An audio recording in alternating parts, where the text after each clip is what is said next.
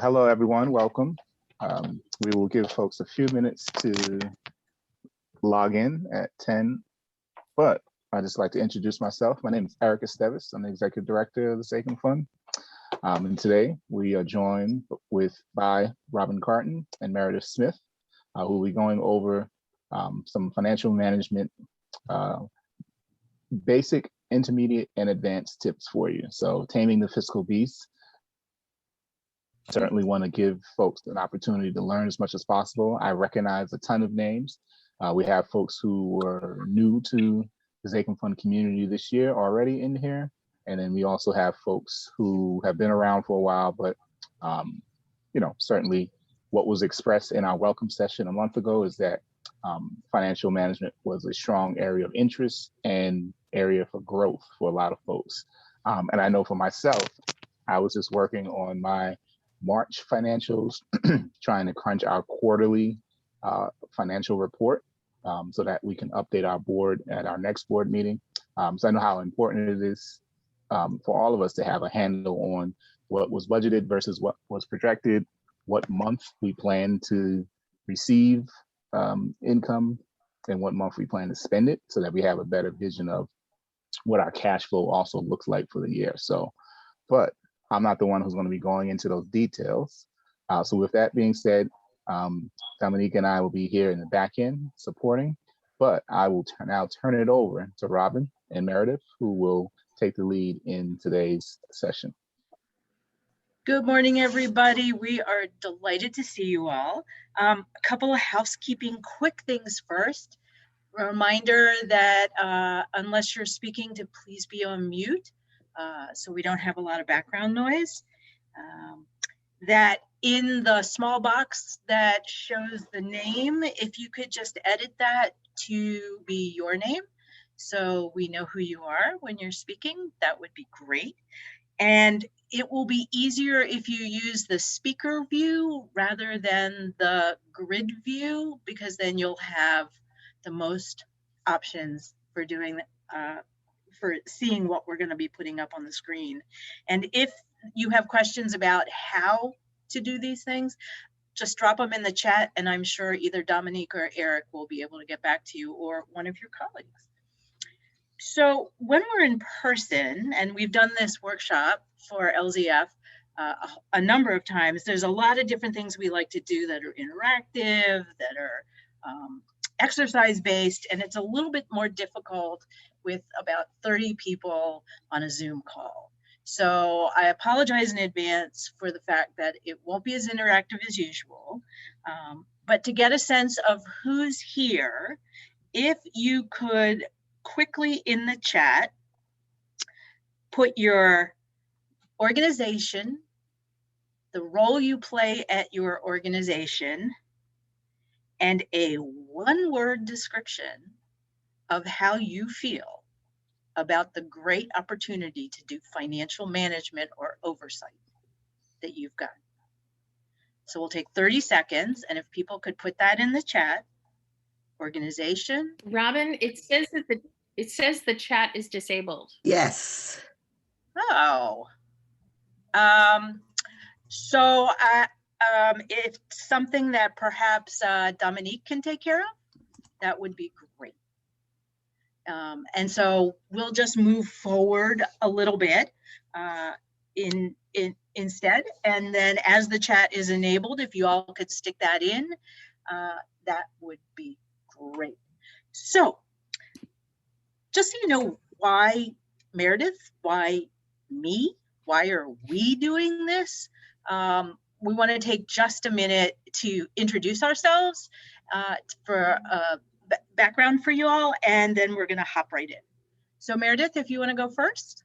Yeah, hi, I'm Meredith Smith. I'm a CPA, and I have an accounting practice called Streamlined Accounting Strategies, and basically we provide accounting services for small businesses and nonprofit organizations. So accounting services means you can't have a finance director, you don't have enough bandwidth to hire a bookkeeper, you hire us and we do that for you. So we don't do the 990s or the financial statement reviews or the audits, but we do the financial accounting piece for startup, small and medium-sized nonprofit organizations. And I've been doing this work. I've been working in nonprofits for a really long time, like since I got out of college. So, you know, have a lot of experience, a lot of passion for nonprofits, especially social justice and movement-based organizations. And I'm a QuickBooks Pro advisor, so I work exclusively with QuickBooks with all my clients in the cloud. Everything we do is in the cloud. So that's me. Thanks, Meredith. And I am Robin Carton, and Kayak Consulting Group. I spent 10 years working in daycare. I decided to, with the bright idea, to go to law school, and I was a lawyer until I had a really bad car accident. And then because I couldn't focus enough to be a lawyer, I ran a social justice foundation for about 18 years. And for the last 8 years, I've had the pleasure of being able to do what you can't do necessarily as a funder, which is dig in deep with organizations. And that's everything from budgeting to strategic planning to personnel related issues, filing for 501c3 status, whatever it takes to keep you up and running. And both Meredith and I have actually had the pleasure of not only giving this workshop several times, but working with a whole range of Lenny Zakim grantees, which has been absolutely wonderful and been our pleasure to help folks further down the path in whatever ways that it's made sense. So just one question for you all. And how many people actually in their organization generate financial statements? You can just raise your hand. Okay. And how many people review them? And how many people who are staff review them with your board? Okay, well, that sets the tone for us as we start to go forward. So what's going to happen is I'm going to do a little bit of an overview about financial management, and Meredith is going to do the deep dive into the specifics about financial statements. We are over the agenda. Can you see the agenda? Everybody see this slideshow? Yes. okay. Everybody sees it but you, Robin. Okay, everybody sees it but me. I don't know what you're doing with your screen. Okay, I'm taking the temperature of the room. So our goal today is to talk about some budgeting, a little bit of a tutorial on what the heck is an I-90, what's an audit, what is this gap thing, and do we really need to pay attention to it? The very, very painful difference between cash and accrual and financial statements themselves. So when people think about financial management, and if I look at all the different things that folks have put in the chat, it runs everything from the necessary evil to the important, the interested, and everything in between. And one of the things to remember is it's about interpreting the numbers. And if you can't interpret the numbers by themselves are meaningless. And a lot of times in organizations, folks end up feeling like, well, but we're running these really important programs. We're doing this work that's essential and crucial. The administrative pieces have to come second because we have to be able to do our work. And my response to that is to say, you know, your programming, yes, it's absolutely critical. But without your sound financial policies and procedures, you can have the best programming in the world, but if you can't think about whether or not you have funds to carry out your work, or if your funds are being spent on what they're supposed to be spent, then you can find yourself in some legal hot water.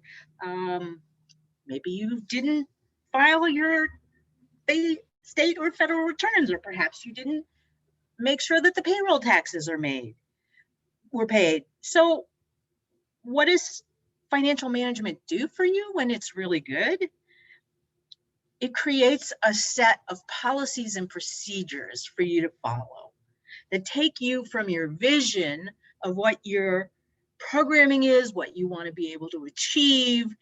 And the financial management is part of the plan for how you make that happen. And along the way, it's also the ability for you all to check that financially things are going smoothly, so that if you're not going as smoothly as you thought, you don't have to panic. You have the ability to react in a timely way and think about what you're doing. In addition, one of the big pieces that we tend not to talk about sometimes is that they protect you. They protect you as staff. They protect you as the organization. They protect you as board members from liability. And liability could look like fines and penalties, which if you, for instance, don't do your charitable registration in Pennsylvania and you're required to, is $1,000 per infraction. But some, like payroll infractions, can potentially include criminal penalties. So just an opportunity to think about, how do we manage our risks, keep ourselves safe in the financial world, although not necessarily in the programming world, which has its own other set of complex issues.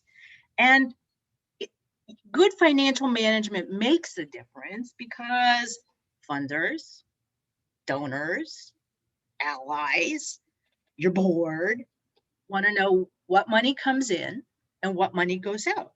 And that, particularly for donors and funders, that you're going to be a good steward of the money that they're giving you and worthy of their support.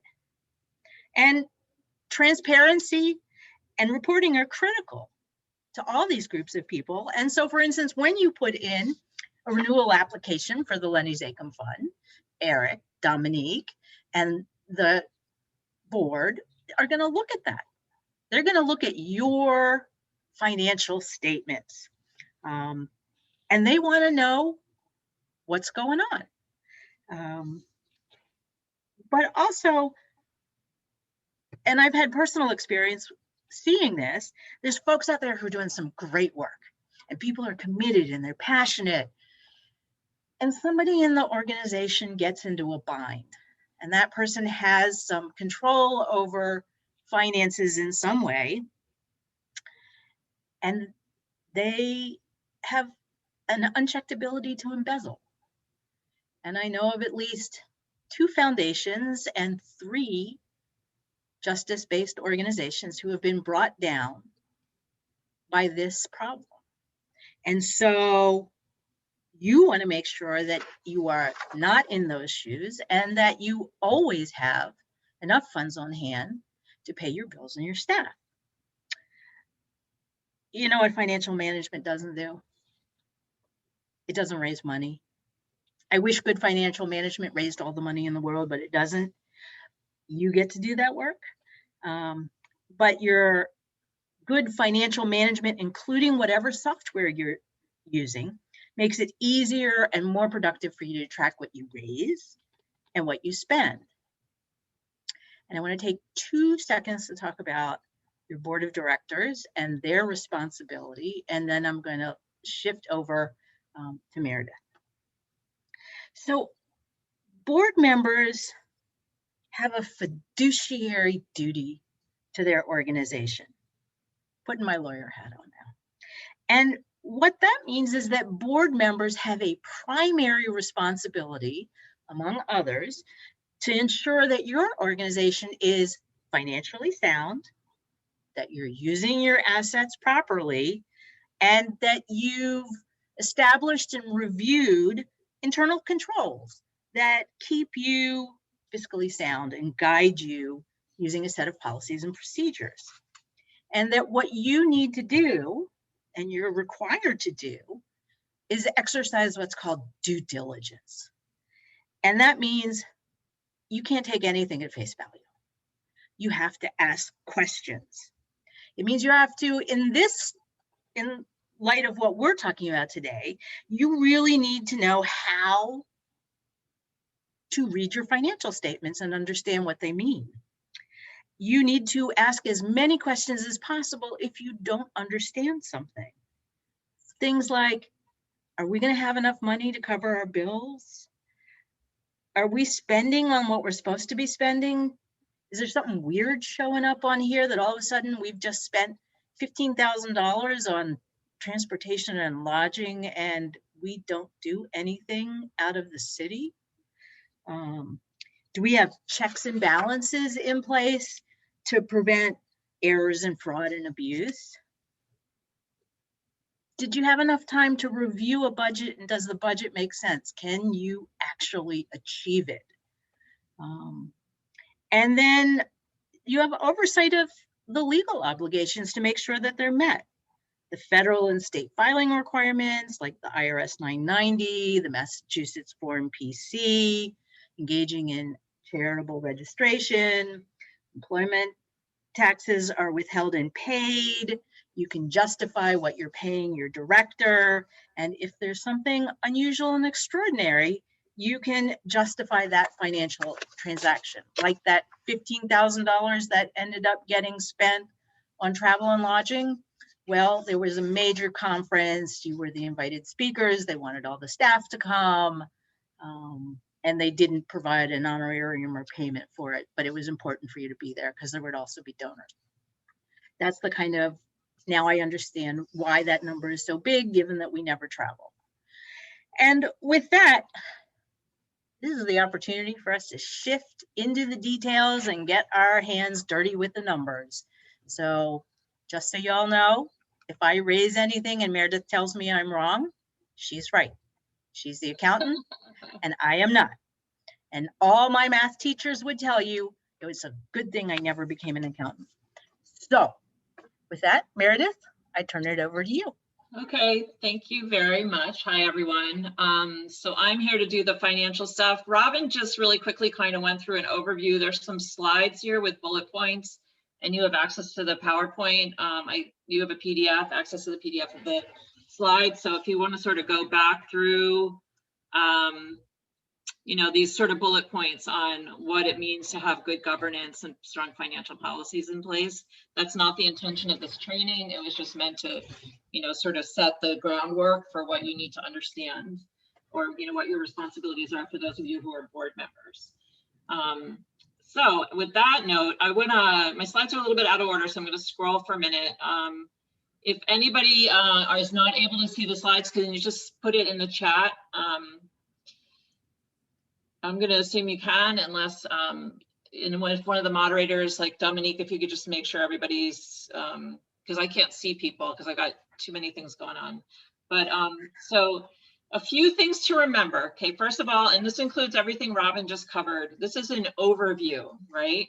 So it's okay to ask questions. Please put them in the chat if you have questions. We'll be checking the questions as we go through, and I'll be answering questions. So it's okay if you don't get it. This is a lot to hold on to. It's not normally how we like conduct our lives or think about doing things. Unless you work in a big corporation, all of this is just like really a struggle. And we get that. So this is, it's baby steps, absorb what you can. We've done this training several times. The content is usually, you know, it gets adjusted from time to time, but it's usually the same. And if you have the slides, you have the PowerPoint, you're going to have lots of materials. Just realize you're not going to get it all in one go. And you're probably going to leave with more questions than you came with. Just judging by what Robin just said, I'm sure you have a lot of questions about all the things that she just told you. So, and then I just wanted to go through the words that people use, because we'll do a temperature check again at the end if we have time.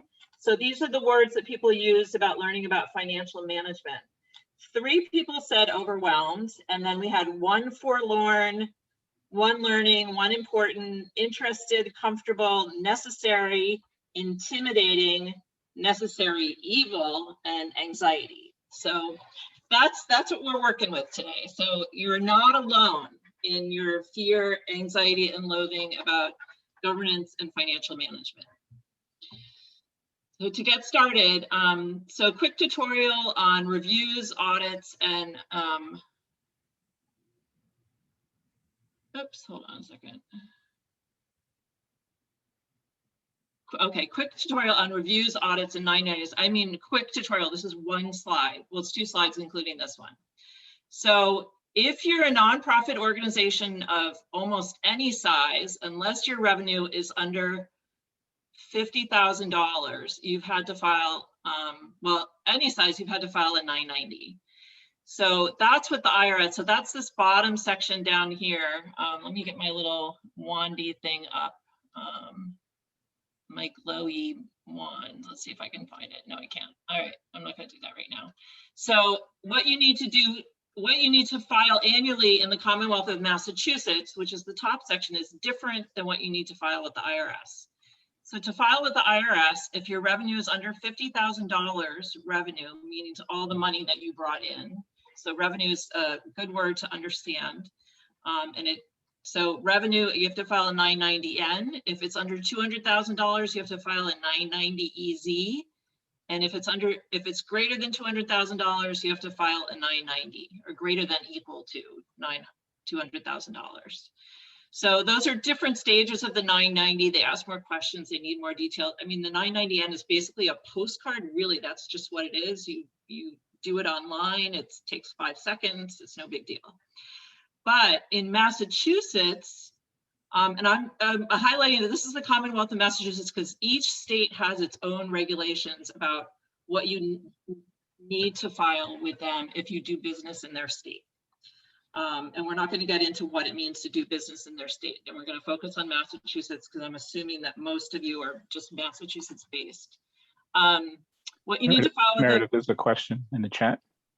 It's what if you have a fiscal agent? Whose responsibility is it to file? Let me get through. So I'm going to do questions after each slide. So let me get through the slide and then I'll look at the questions. Can we do it? Does that work for everybody? Just to answer that, if you have a fiscal agent, it's your fiscal agent's job to file because they're the one with the EIN number. They're the one that's handling the money, so they file for you. So this is if you are your own 501c3 with a federal identification number, in Massachusetts. So if you file annually in the Commonwealth of Massachusetts annually, and this is just your financial stuff, this isn't like the Secretary of State's annual report, you have to, if your gross revenue is greater than $5,000, you have to submit, you still have to do, in Massachusetts, you still have to submit a 990EZ or a 990. So with IRS, you only have to do that if you're over 50,000. And then with gross revenue over $200,000, you have to do that, and you have to submit reviewed financial statements. And if your gross revenue is over $500,000, you have to submit the 990. Actually, I should just say 990 here and get rid of that 990EZ is wrong. And audited financial statements. So just this is the framework that we're talking about. So we're talking about the audit thing, the financial statement review, the formal GAAP-based financial statements that we're going to be looking at today are for the Commonwealth of Massachusetts or other states you may need to register in. So let me just get down. So let me see what else is. Were there any other questions? Yes, an audited, so audited financial statement does mean an outside auditor, or it has to be done by a CPA firm that's actually qualified. The CPA firm has to be qualified to do financial statement audits and reviews. Like I'm a CPA, but I can't do them. And it's not just because I'm working for the organizations that are getting audited, but it's just I've never done the extra, you have to be basically audited by another audit firm, and your audits that you've done have to be audited in order to be able to do audits and financial statement reviews. So yes, you have to hire, it's a CPA. So the auditor is an independent CPA firm. So this is somebody you hire as an organization, you pick them, it's the board's responsibility to hire the auditor. You hire them to do a financial statement review or an audit. So the financial statement review has to be done by an outside firm as well.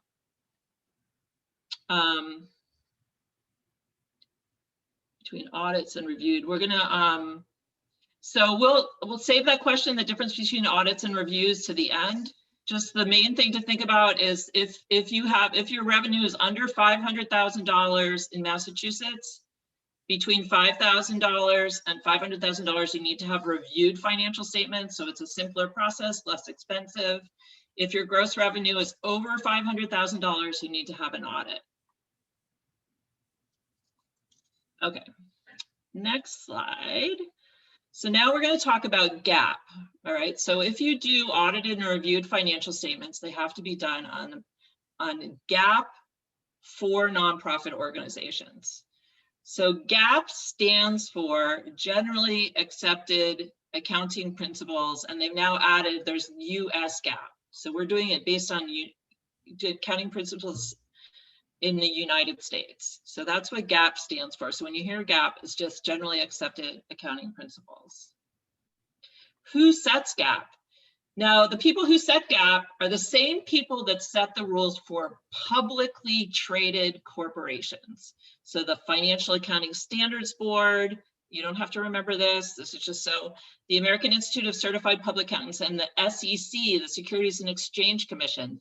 And the reason why this is because nonprofits are considered public because you're getting your money from the public. So nonprofit organizations have to follow a lot of, not all the rules, but a lot of the same rules that publicly traded corporations need to follow in the US.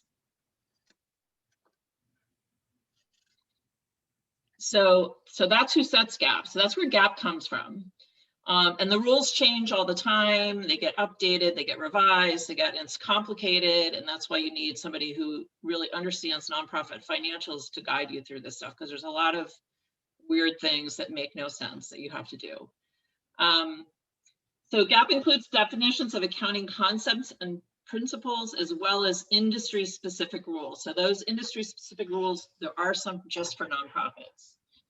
And the purpose of GAAP is to ensure that financial reporting is transparent and consistent from one organization to another. So that if your funder is looking at financial statements, they know that, organization A and organization B are following the same rules to create those financial statements.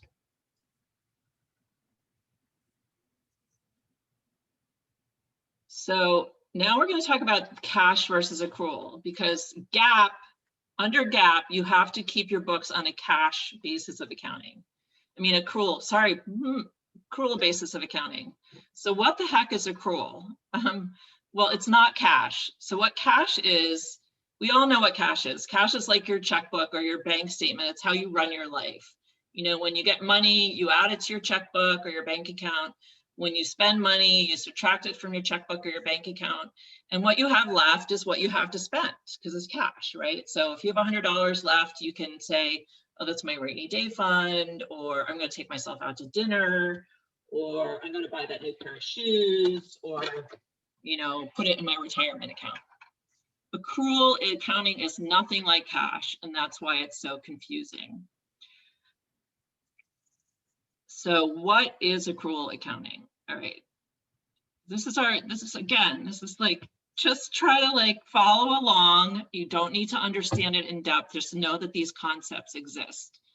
So accrual accounting follows the matching principle. The goal is to match an expense or revenue to the period when the activity happened, not when the cash changed hands. So we're not saying, I gave you money, then that's when the money was spent, and you gave me money, and that's when we got the income. So you have to think about accruals for both revenue and expenses. So accrued revenue means, so that in this example, like in June, you got an award letter from the Lenny Zakim Fund saying, congratulations, you know, we're giving you, you know, $15,000 to fund your, you know, for your general operating for your programs. But you don't get, let's say that the Lenny Zakim, you know, somebody goes on vacation, you don't get your check until, in this example, you get it in August. So on a cash basis, you would take that check to the bank in August and record it in your accounting system and saying, I got money from the Lenny Zakim Fund in August. Well, really, when you got that money is in June, when the Lenny Zakim Fund told you you were going to get the money. So that's like a really weird thing about nonprofit accounting. And it's really important to keep in mind, because let's say your fiscal year end is June 30th, and you have this $15,000 grant from the Lenny Zakim Fund. You need to report that $15,000 in your fiscal year that ends on June 30th, not in your fiscal year that, you know, starts July 1. So it's a cutoff issue, and that's when you have a financial statement review or an audit. Those are the kinds of things they're going to start looking at. If you're just filing a 990, and you know, you don't have to go into a lot of depth about this, but it's pretty important to understand it, because if you go from being a small organization that's just filing a 990 easy, you still, you know, when you switch over, you get that big $200,000 donation, all of a sudden you're going to need to have a review, and you kind of want to have all these things in place. So it's really important to be aware of them. Accrued expenses it's the same thing. Meredith? Yep. Can we go back for 1 second and see if anybody has a question or if their brains just exploded? Yeah, I'm watching the questions. I don't see anything. So if somebody has a question, please put it in the chat. Andres Del Castillo would like to ask a question. Go ahead. You'll need to unmute. Oh, I'm sorry. I didn't mean to raise hand. Oh, okay. Never mind. So accrued expenses, same thing. So let's say your fundraising consultant did some work for you in October. They got the whole like fundraising mailing together. You send it out at the end of October. They send you a bill, and their bill is for their time plus all the like mailing house fees, or, you know, if you're doing, you know, an fundraiser, it's for all those related expenses. But you don't get the bill. You get the bill, but you pay it in November. So when do you record or recognize the expense, in October or November? So when you go through these slides later, I put the little secret answers here. So if you need to go back and understand it, I can tell you the answer. But it's October, because that's when they did the work. They did the work in October. So when you, even though you don't have the bill yet, and sometimes you have to make an estimate because you don't know, you don't have the bill, but let's say you have an agreement with them that you're going to pay them $10,000. You know that you owe them that $10,000. So you have to record it as an October expense. Can you say that again about the word that is the first? It's first. Andrew. Andres.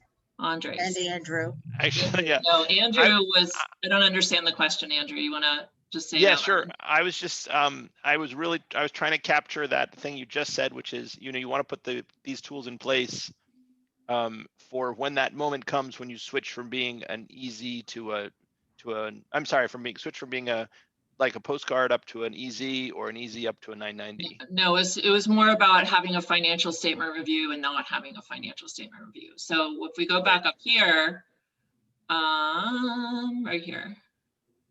So here in Massachusetts, if you're between $5,000 and $200,000, right, in this little space, you don't have to file anything with the state, right? You don't have to file financial statements along with your 990. But the minute you hit $200,000 in Massachusetts, you have to hire an outside CPA firm to do reviewed financial statements.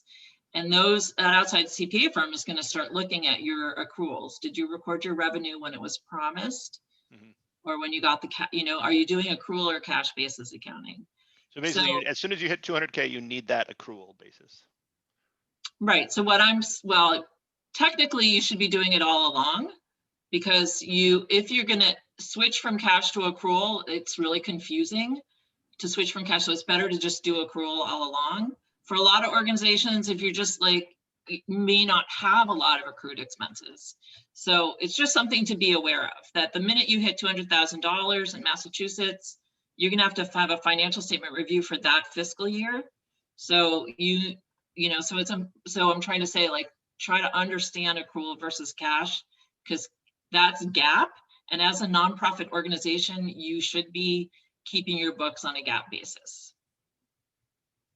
Does that answer your question? I Thanks. hope. Okay, we'll keep going over and over this. So, so that's cash versus accrual, very simplified. So unless somebody raises their hand or has another question, I'm gonna move on to our next section, which is basically review. There's a hand raised. Meredith, Usha has her hand raised from Okay. Saheli. Hi, Meredith. Hey, how are you? Good, thank you. How are you? Good. So my question is, let's say we get Zakim award letter, Mm-hmm. and we have to report that in 2021, Mm-hmm. but we got our fiscal Oh, year, no, I'm going to say December, we report that for our 2021, yep, but we won't be spending that money till 2022 sometime, right, because we just got the award letter, we filed it as an accrual, revenue accrued, and right. we won't spend the money. So how Ouch. do you account for that then? Yeah, There's so always so this is the really hard thing to grapple with, because everyone, including your board, are used to looking at things on a cash basis. So, and it's very confusing, and I'm going to explain that. There's a part of the statement of activities that we're going to go over in the next slide. I can show you sort of where that information happens. But it is this probably, and I've been the treasurer of boards, I've done board trainings. This is like the hardest thing for people to understand. The reason why I think you do need to sort of at least get your arms around it a little bit. And believe me, when Robin was working at a nonprofit, I used to do their financials, and Robin didn't understand this either. Sorry, Robin. But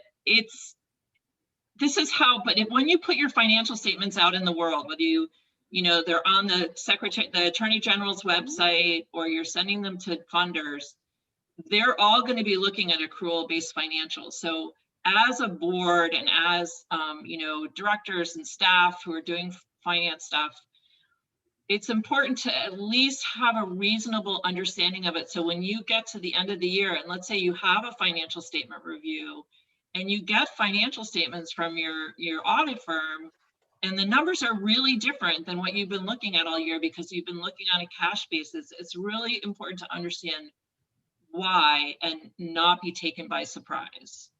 So that's sort of the background for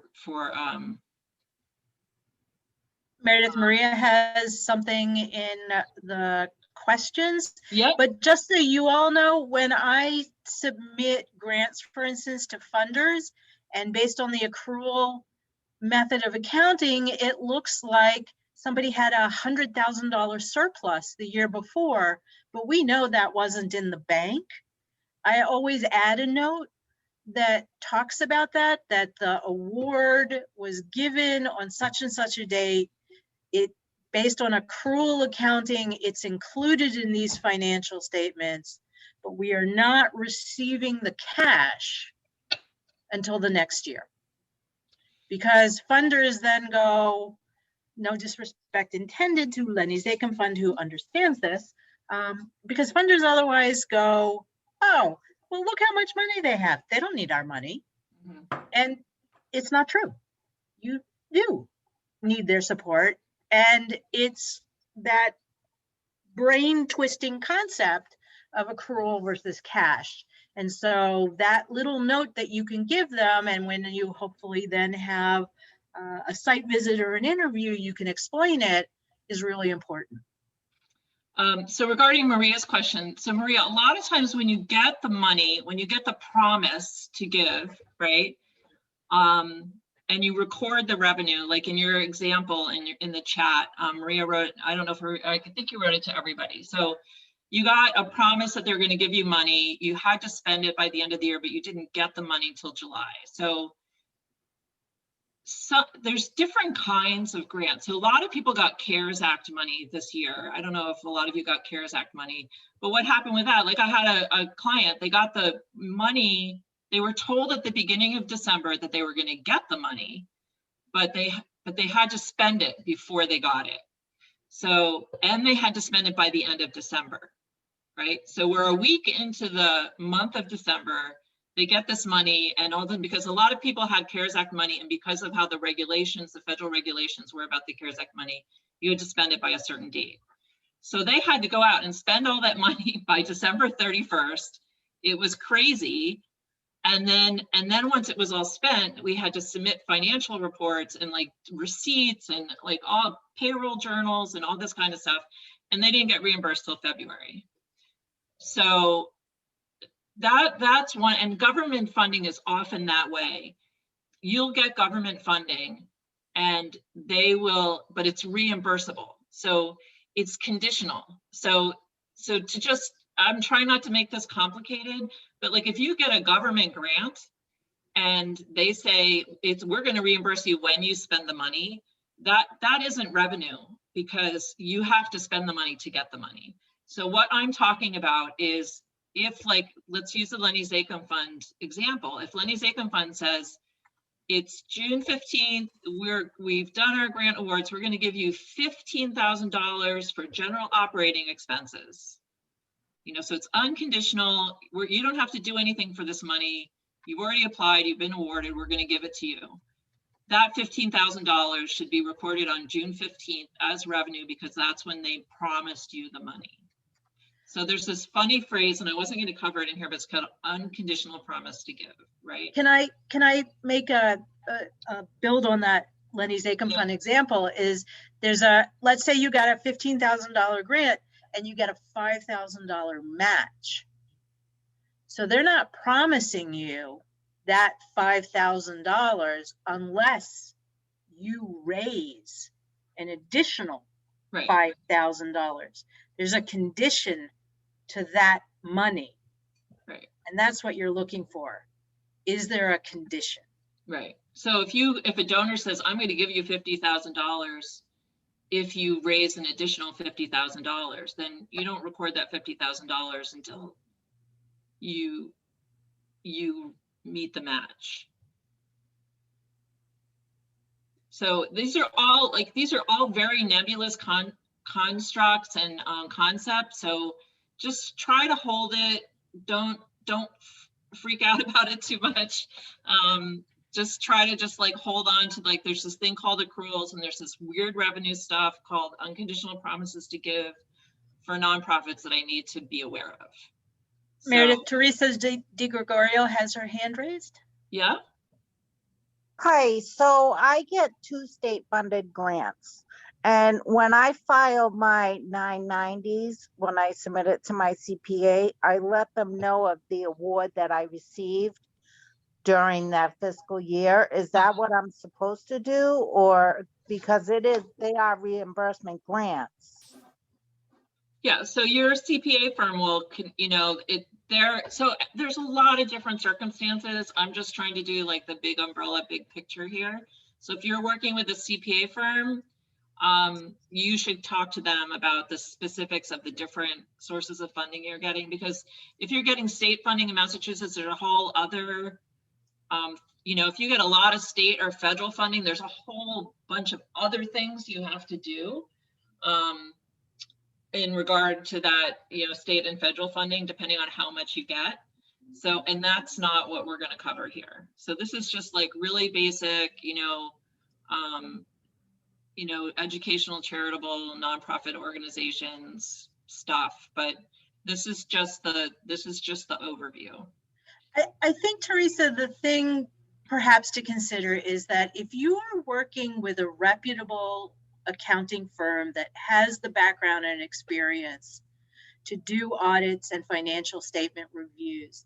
They should be asking you key questions about your revenue, and they should be reviewing your sources of revenue so that they can make an appropriate decision as to what gets counted and what doesn't get counted. The key in all of this is also reputable. So I'm assuming you all do your due diligence for those of you who need to have financial statement reviews or audits, that the firms that you've hired actually do have the background and the skill to do this. In that case, it's good for you to understand these concepts so that when they're asking these questions, you'll be able to reply to them. Did that make sense? Gina Benjamin wants to know about small nonprofit startups and calendar year or fiscal year. And just so you know, the fiscal year, it can be a calendar year. Mm-hmm. There are different fiscal year periods people use. They can use the January 1, December 31. You can use the state fiscal year, which is July 1 to June 30th. You can use a federal fiscal year. So oftentimes people who are school-based will use the federal fiscal year because they're getting federal funding.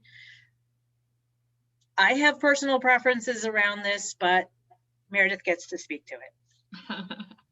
All right, I think Robin addressed the fiscal year thing. So we have about an hour and 15 minutes left to go over financial statements, which is sort of the bulk of our training. So I'm just going to assume we'll keep going. If people need to take a break, they're going to take a break on there while we're doing the presentation. So I want everybody to take a deep breath. We sent you, we shared a link in the, hold on a second, I just got to find it.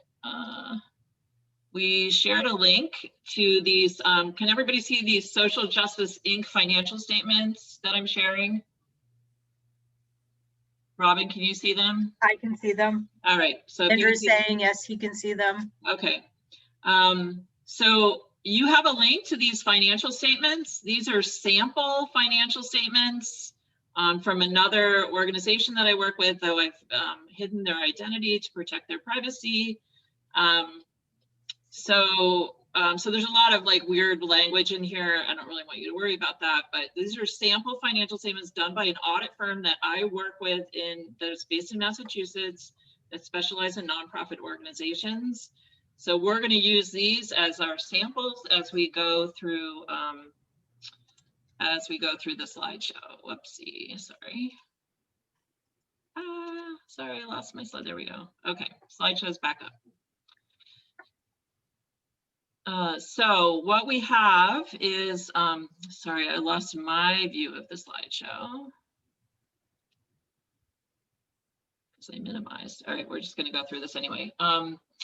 So what we have is there's 4 statements plus the footnotes are what, based on GAAP, the footnotes are part of the financial statements. Now, I don't expect any of you to be drafting financial statements with footnotes during the course of your year. At the most, I would think that you would do the statement of financial position, which is also known as the balance sheet, and a statement of activities, which we call the P&L, the profit and loss statement, the income statement. Those two, these two at the top, are the ones that I would think that you would focus on the most, and probably most of you only look at the statement of activities, which is the profit and loss statement. Hold on, I'm just going to see if I can get my slideshow screen back up. For some reason I minimized and nope, that's not it. Sorry. Oh, here we go. Got it. Okay. So when you have a financial statement review or a financial statement audit, it's going to contain, the financial statements are going to contain all of these things, plus, and I didn't put it at the top, plus a letter from the auditor about what they did. So basically that's their little certification that we've looked at everything, we've done what we're supposed to do, and everything's good. Okay, so we're going to look at the financial statements first because those are the most important, and the one that we're going to look at first is this balance sheet one. So so the statement of financial position is also known as the balance sheet. What the heck is the balance sheet? So if you're doing your reporting on a cash basis of accounting, you probably don't have much of a balance sheet. Your balance sheet probably has cash and retained earnings. But the statement of financial position gives donors and funders a snapshot of your organization at a moment in time. It shows how stable you are as an organization and how well you manage your business. The statement of financial position only has a single date, and it's an as of date. So basically what this is, so for Social Justice Inc., we have a statement of financial position as of December 31st, 2019, and then we're going to have a comparative column for 2018. And what that means is that as of date is from the beginning of time for your organization. So whatever day you started as a 501c3 nonprofit organization, that very first date you started, whether it's 10 years, 15 years, 25 years, or a week, it's from that first day until the date of this financial statement. So it's everything, it's sort of like a snapshot of where you are as of this date from the beginning of time. So let's take a look at, so then what's on the statement of financial position are your assets, which, and we're going to look at the statement in a minute, are cash and investments, accounts receivable, which is money you are owed, usually grants and pledges. So we, you know, those grants that we had to book that we don't have the money yet, that's where they go on your balance sheet. They're going to show up on your profit and loss statement as income, but they're going to show up on your balance sheet as receivables because they're not cash. You can't put them in cash, you have to put them somewhere. And then other assets, like let's say you own a summer camp program and you buy a lot of kayaks. Robin, this is a nod to you, at Kayak Consulting. You buy a lot of kayaks. Well, you're going to have those kayaks for like a bunch of years, right? You're not going to just use them that summer and throw them out.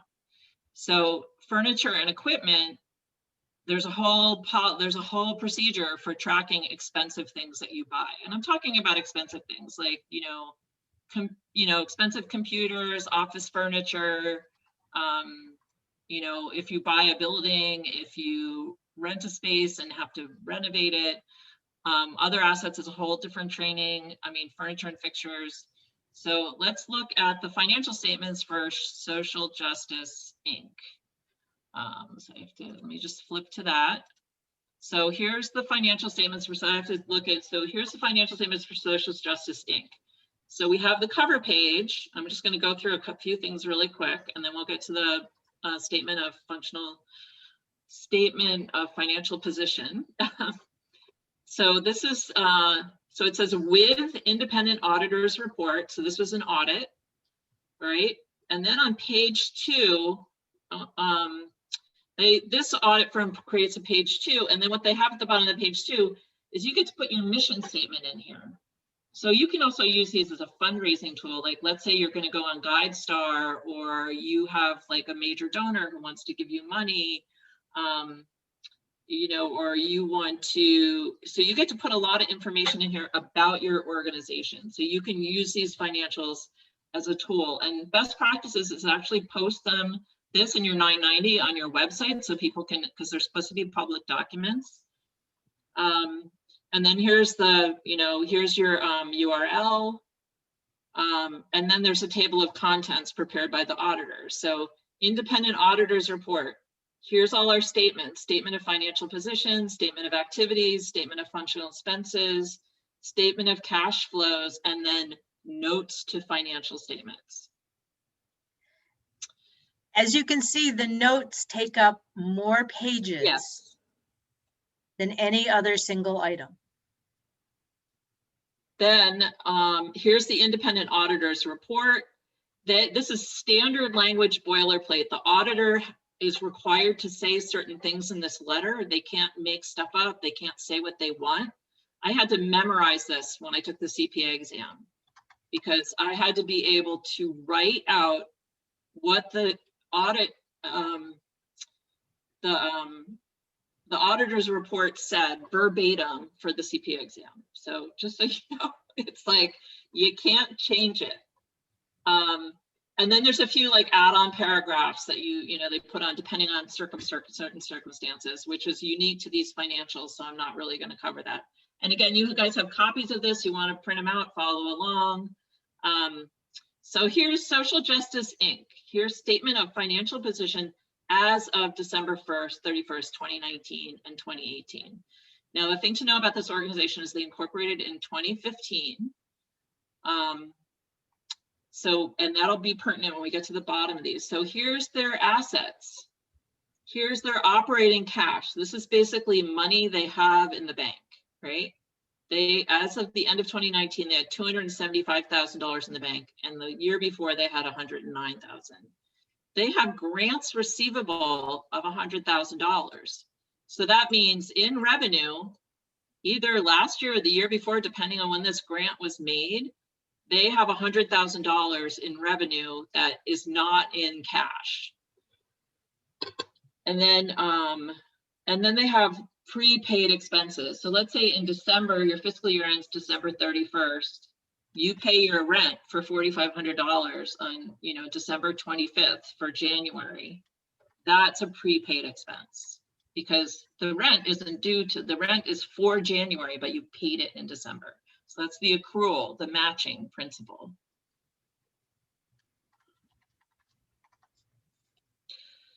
So on to, this organization doesn't have any fixed assets. So we're not going to talk about fixed assets. That's a whole other topic. So then the next section of the balance sheet is we have liabilities. So we're not going to talk about net assets yet. I think of that as the third section. So current liabilities. So what are liabilities? Liabilities are things that you owe to other people. So I think of assets as things you own, things you can turn into money, and then cash you actually have. Liabilities are things you owe. So assets you have, liabilities you owe to, so there's somebody else's assets. You owe them to somebody else. So accounts payable, I think people are pretty, this is, bills that you got that you haven't paid yet. So you got a bill from your fundraising consultant, you entered it into QuickBooks as a bill, but you haven't paid it yet. Accrued expenses is you know your fundraising consultant did the work, but you haven't gotten the bill, so you're going to accrue for it. So it's like the accrual are the estimates. It's things you know that you owe, but you haven't gotten the bill yet. So it's frequently an estimate, unless you have a contract and you know exactly how much it's going to be. But accrued expenses are often estimates. So what does that look like over here? They've just mushed their accounts payable and accrued expenses together because they're kind of the same thing. So they have $15,000 this year. So this is money they owe. And then they have payroll. So this is also like payroll. So let's say you run payroll on January 10th, your fiscal year is December 31st, but it's for the 2 weeks. It started at sometime in December. That part of the payroll that's for December should be booked as an accrual. So Robin, I'm not seeing any questions. I don't know if people are posting questions. We're good. And okay. I reminded folks in the chat, but I'll tell you all again, if you have questions that don't get answered during this workshop, email them to us. We'll make sure you have our contact information, and we'll try and do a single Q&A response that we can send to everybody who attends. So Robin, why don't you just put our email addresses in the chat, and they're also on the PowerPoint. All right, so going back, so we've done liabilities and then net assets. So what the heck are net assets? Like, this is the most confusing thing, but it sort of goes back to, I think whoever asked the question about how do we know what money we have to spend. So when you go to net assets, So basically net assets is what you have left. Difference between your assets, what you own, and your liabilities, what you owe. All right. So it's what you have left. So if you take into account all your cash, your prepaids, your receivables, you know, and then you take out what you owe people, it's sort of what you have left. And what you have left is what you have available. It's not quite what you have available to spend because it's not all cash. And that's where this donor restriction, with and without donor restriction, comes in. So let's go back to, so net assets. So at the end of the year, and this is really important, when you're doing your financials and you're looking at your balance sheet, this, when you look at the net assets without donor restrictions. So this is actually all cash. And if you see here, it's like, yes, we have more than that in cash. So this is pretty much all cash, unless you have investments, it's all cash. So that's what you have right now to spend on anything that you need for the organization. It's general operating money. Somebody gave you that money, they said, here you go, and then you can spend it on what you want. So what the heck is this $125,000? Well, this $125,000 is, these are the assets with donor restrictions. So either you don't have the money yet, because that's a donor restriction. They promised it to you, but you don't have it. Or they gave it to you, but said you can only spend this on the executive director's salary next year. Okay, so you have, it's restricted. So you can only spend it on one thing. So that's what net assets with donor restrictions are. That's this $125,000. So that's where you can go and say, look, you know, and $100,000 of that is in a grant receivable. So we know 100,000 of this 125 is because we don't have the money yet. You know, somebody promised it to us, but we don't have it yet. So that's where all those questions get answered about what you have and what you can spend. So that's a lot, you know, and we're going to go get into it a little bit more, and I'm going to show you how this matches up with the statement of activities. But really, when you're running, if you're using QuickBooks Online or your fiscal sponsor is running QuickBooks Online and giving your financial statements, you know, this net assets is an important thing to keep track of.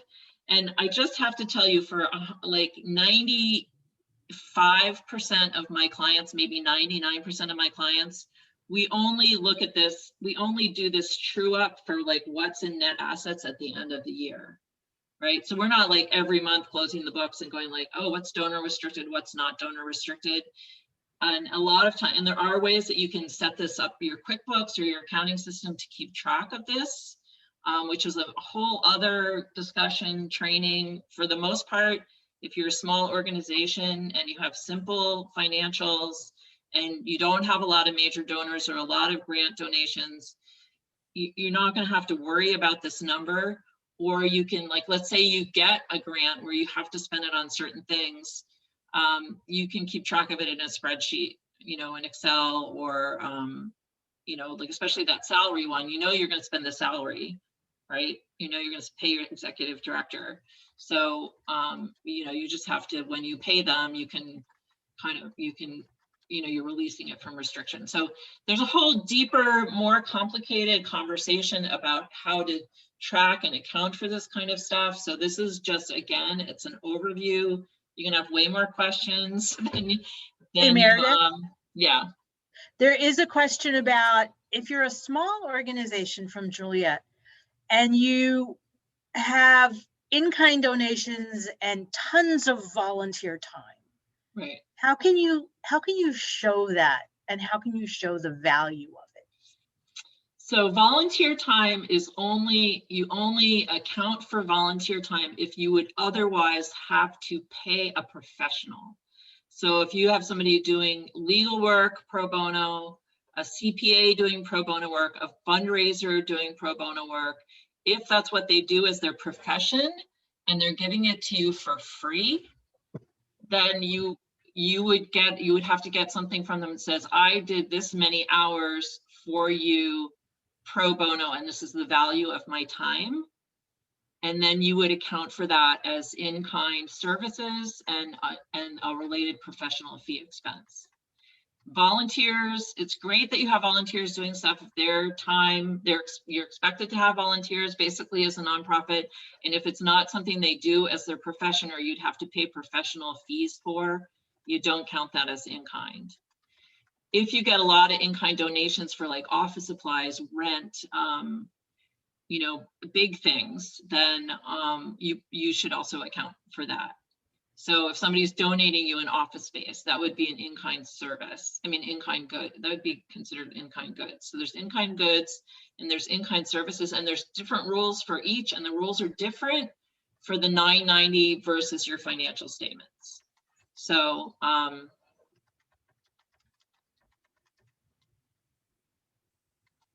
and also the professional person who's donating their time, they don't get to take it as a tax deduction. That's not like a donation, but if somebody's donating goods, you can send them a letter and say, thank you for donating the MacBook, you know, computer on, you know, December 1st, 2020. But it's up to the donor you don't tell the donor what their donation is worth. So for instance, if I'm working with somebody and I'm going to give them a discount, I will send them an invoice that has the full value of what I could have charged. It will list what the amount of the discount is, and then it will list the amount due. And I would say to folks, please note the discount of $800 for representation as an in-kind donation of services on your financial statements. No receipt is necessary, because there's nothing I can do with it, but there is something that you can do with it to show that you've gotten this donation, and you can represent it on your financial statements.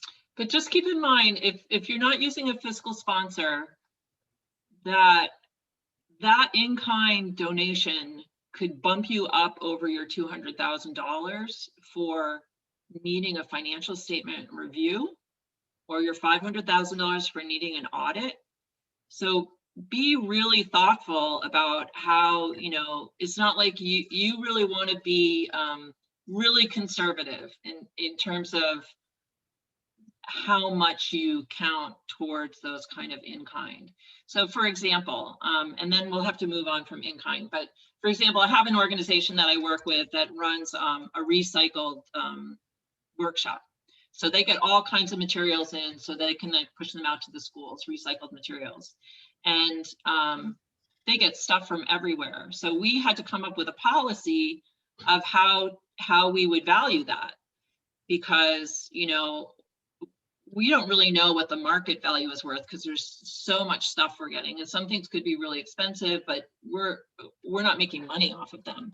So what we came up with, and we did a bunch of so this is a good thing to do research on, especially if you get regular donations of stuff, that everything that we got donated, all materials that we got, recycled materials we got donated, we're going to value on our books as an in-kind donation at 50 cents a pound, no matter what it is. Right? And then we send the donor a letter that says, thank you for your X number of pounds donation of ceramic tiles. And then the donor can use that as a charitable deduction, and they have to place a value on what their charitable deduction is. So you don't tell them what the value is of what they gave you. That's up to them. And then you value it on your side based on a policy that you have in place that is reasonable. And this is a good thing, like if you're getting a financial statement review or an audit, say, this is our policy, run it by your CPA firm and say, like, are you okay with this? Because this is how we do it. So this recycling place, every time donations come in, they weigh it, they log it. At the end of the year, we add up we just do it once a year, we add up all the pounds, multiply it by 50 cents a pound, and that's our in-kind donations for the year. So, all right, we're heading on.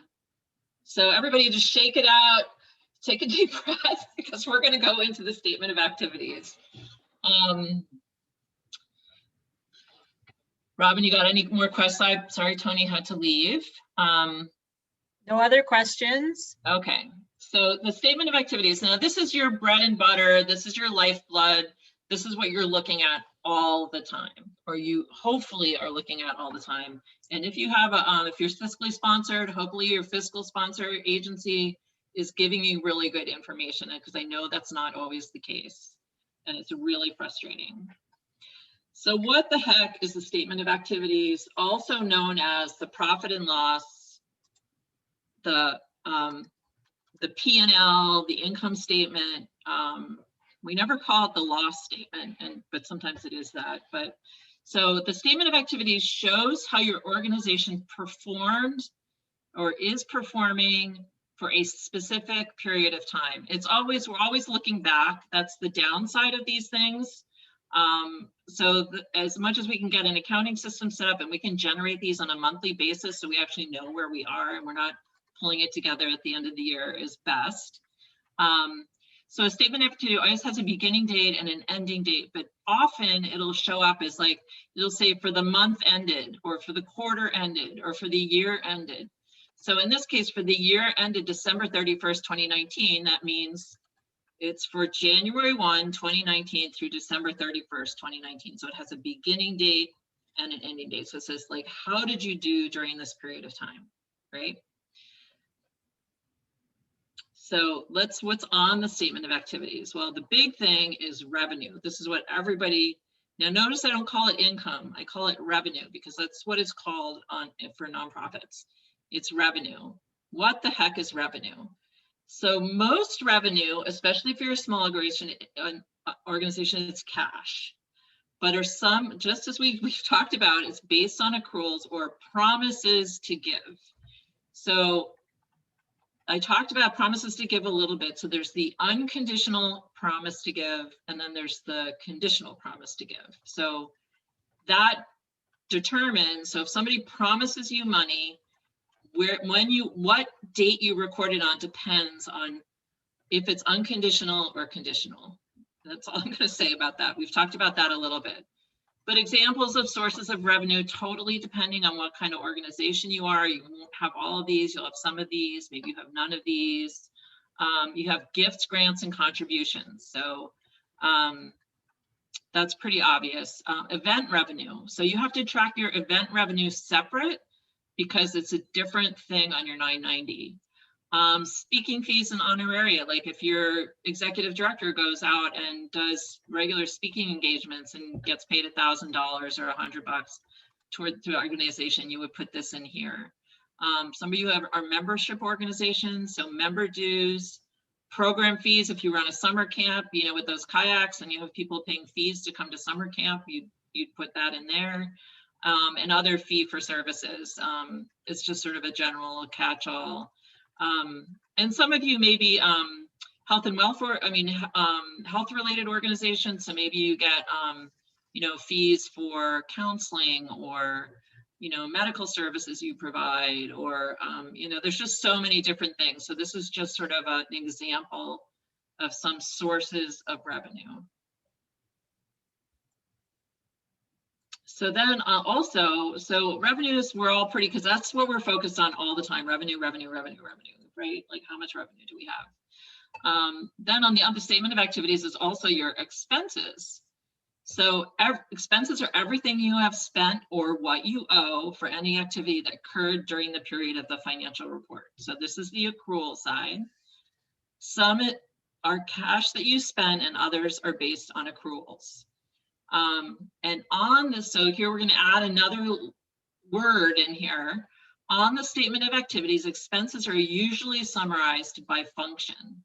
So there are 3 functions, both for your 990 and your financial statements, that once you get into past the even on the 990 easy, are program services. So what did you spend on your program? Administration, what did you spend to run the organization? Just to pay the accountant, pay the bookkeeper, pay the whoever does your operations stuff, or the office manager. And then what did you spend on fundraising? One thing that I want to say is, like, let's say you pay your executive director, you know, $100,000 a year, and they do fundraising, administration, and program.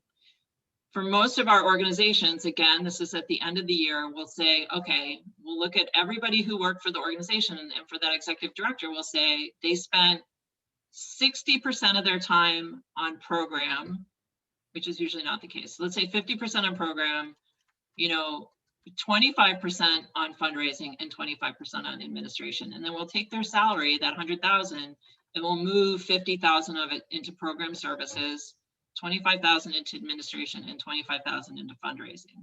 So there are expenses that are direct program expenses. Again, this is like another training. And then there are things that are allocated, like all your operating expenses, your rent you can allocate, your salaries you can allocate, utilities you can allocate, any of those sort of like overhead expenses. And there are different, you have to say in your footnotes to your financial statements how you made those allocations. So this is a footnote thing. So let's go look at our statement of, minimize our statement of activities. So, and the other thing I want to point out, notice at the bottom of this the statement we just looked at, it says the accompanying notes are an integral part of these financial statements. So on every financial statement you see here, you're going to have that little footnote that the accompanying notes are an integral part of these financial statements. So here's our statement of activities. And Meredith, 2019. Yep. This is not what folks are going to get when they print out a statement of activities on a monthly basis, let's say. No. This is different. What yours would look like is the totals. You wouldn't see all the different columns unless you set it up. So what you'd see for revenue, you would probably have this part. You'd have the detail of the revenue on your standard profit and loss statement, and then you would just have the totals for the current year. Or maybe you'd have a budget column, you know, like a lot of times you want to run budget to actuals for your in-house financials. Or you might have a 2019 versus 2018 column with some percent variances. So these two columns here with donor restrictions, and the first two columns, the without donor restrictions and the with donor restrictions, you're not going to see that on your financials that you're printing out from QuickBooks, or, you know, getting from your Financial people. Your financial people, right? Getting from people like Meredith. Yep. So we don't do, so that's a complicated part, so we're not going to get into that. But I say that a lot because there's so much here, and we're trying to just give you an overview and sort of get a little bit of comfort with what you're looking at. So we're going to talk about functions in a little bit in a couple of slides. So I'm going to show you that. Let me go show you on the financials. That's what I was doing. So here are your functions. So here on your statement of activities, again, this is what you're going to get as part of your audited or reviewed financial statements. It just says program services, administration, and fundraising. When you're like, well, what the heck? You know, we had rent, we had, we had salaries, we paid our accountants, we paid our fundraising consultant. So there's another report. So the report that you think of as your profit and loss statement sort of gets broken out into two chunks when you're doing your statement, when you're doing your GAAP-based financial statements. And then the last piece, and again, this is more what when you look at your standard balance, this is why you need a balance sheet, because I'm sorry, I'm flipping. I'm trying to find where I am. There's this whole net asset section. So this net asset section actually ties out to what's on your balance sheet. So when you're running a profit and loss statement and your balance sheet from your accounting system, you really want to run your balance sheet, because your standard profit and loss statement is not going to have this information on it. But when you present your financial statements to your board of directors, you really maybe want to put this information on the bottom of the profit and loss statement you give them, so that they have an understanding that you have money from prior years that you get to use now to fund your normal operations. So what are net assets? So we talked about net assets on the balance sheet. It's sort of like what you have left to spend after you've taken into account all of your assets, what you own, and all your liabilities, what you owe. And then this thing called change in net assets is what we usually think of as the income, you know, or loss. So what, you know, when you run your profit and loss statement, you have your revenue, you have your expenses, this is what you have left. So I'm going to show you on the financials. So here on the net assets, so here's our total of functional expenses. Okay, so these are all our expenses for the year, or all our revenues for, oh no, let's go over this is column. We're going to do the third column. Wish I had my little glowy stick thing. Hold on. Annotate. Spotlight. All right, let's see if we can do spotlight. All right. Can you guys see my, okay, so we're looking at this column right here, total activities 2019. So we have revenue of 528,978, expenses of 295. So we brought in almost $234,000 more than we spent. Wow, that's cool, right? But at the beginning of the year, so the net at the beginning there, so the end of 2018, look at this number right here. At the end of 2018, our ending net assets was 123,309. So that's what we started with at the beginning of the year. So now we have $357,000 available to take into next year. And what's in that $357,000? Like, what the heck is that? Well, we're going to go up. Can I scroll? I can't scroll with my little arrow on. So we got to turn that off. Okay, now I can scroll. So remember, keep that number 357, right? Is that what we said? Yep. Look at this number right here. I get excited about this stuff. If you think I'm being corny, I'm really sorry. Look at that number, 357, 175. So now we know that our ending net assets is 232,175 without donor restrictions. Wow, we have that money we get to take into next year to spend because it's cash. And then we have net assets with donor restrictions. Well, we know, I gotta turn the stupid arrow off.